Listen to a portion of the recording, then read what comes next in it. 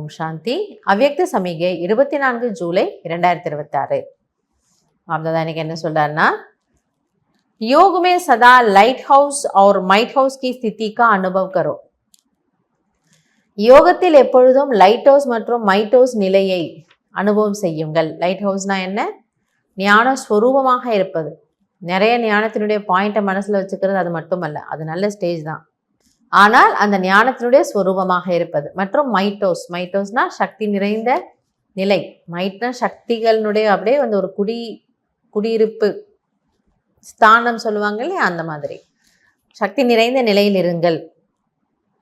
ज्ञान और योग दोनों शक्तियां लाइट और माइट संपन्न हो, इसको कहते हैं मास्टर सर्वशक्तिमान. ஆக ஞானம் மற்றும் யோகம் இந்த இரண்டு சக்திகளும் லைட் மற்றும் மைட் இரண்டும் நிறைந்தவர்களாக இருப்பது தான் மாஸ்டர் சர்வசக்திவான் நிலையாகும். நம்ம ஸ்வமான் எழுதுறோம், நான் மாஸ்டர் சர்வசக்திவான் ஆத்மா அப்படின்னு. அப்போ அதை எழுதும் போது நமக்கு என்ன நினைவு வரணுமா? பாபா என்னை இந்த ஆத்மாவை ஞானத்தின் மூலமா நிரப்பிக்கிறாரு, பாபா இந்த ஆத்மா சக்தியின் மூலமா நிரப்பிக்கிறாரு, அப்படியே நான் ஞான ஸ்வரூபமா இருக்கேன். ஸ்வரூப்னா அது என்னுடைய நடைமுறையில ப்ராக்டிக்கல் என்னுடைய தாரணையில வருது. நான் சக்தி ஸ்வரூபமாக இருக்கிறேன், பாபா என்னை சக்தியால் நிரப்பி வச்சுட்டாரு, எனக்குள்ளே எல்லா சக்திகளும் இருக்குது. அப்போ எந்த சூழ்நிலை வந்தாலும் நான் பயப்பட மாட்டேன், குழப்பத்தில் வரமாட்டேன், ஒரு நொடியில் விடுபட முடியும், முற்றுப்புள்ளி வைக்க முடியும், கட்டுப்படுத்த சமாளிக்க சக்தி, உள்ளடக்கக்கூடிய சக்தி யூஸ் பண்ணுவேன். எங்கேயா பொறுமையாக இருக்கணும்னா பொறுமையாக இருப்பேன், ஏற்றுக்கொள்ளணும்னா ஏற்றுக்கொள்ளுவேன். ஆக சக்தி ஸ்வரூப்பாக நான் ஆகிடுறேன். இப்போ அந்த ஸ்வமான் எழுதும்போது இவ்வளோ நமக்கு ஞாபகம் வரணும். நான் எப்படிப்பட்ட ஆத்மா, நான் சாதாரணமான ஆத்மா இல்லை, நான் மாஸ்டர் சர்வசக்திமான், இது நமக்கு வரணுங்கிறார்.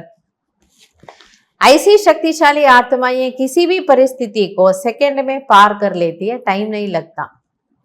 எனவே அப்படிப்பட்ட சக்தி நிறைந்த ஆத்மாக்கள் எந்த ஒரு சூழ்நிலையையும் ஒரு நொடியில் கடந்து விடுகிறார்கள்.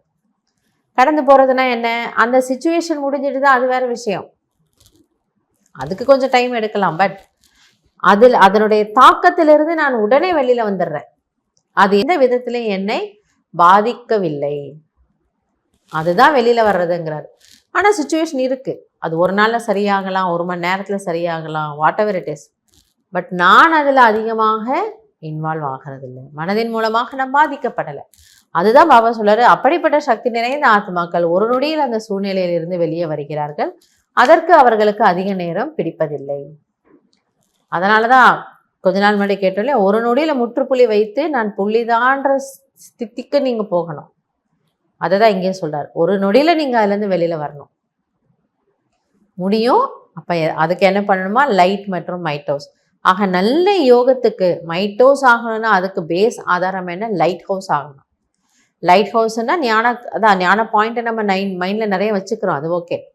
பட் அதனோட ஸ்வரூப் ஆகணும், அதனோட ஸ்வரூப் ஆயிடணும். இதுதான் நான் அப்படிங்கிறத அதில் நம்ம டீப்பாக போயிட்டோம் அப்படின்னா லைட் ஹவுஸ் ஆகும், தொடர்ந்து